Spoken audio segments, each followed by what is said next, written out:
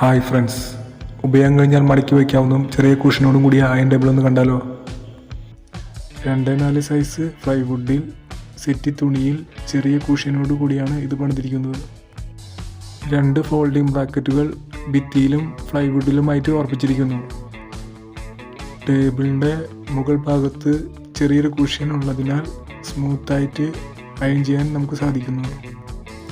ഉപയോഗം കഴിഞ്ഞാൽ മടക്കി വയ്ക്കാൻ സാധിക്കുന്നതിനാൽ റൂമിനകത്ത് യാതൊരുവിധ അസൗകര്യവും ഫീൽ ചെയ്യുന്നില്ല.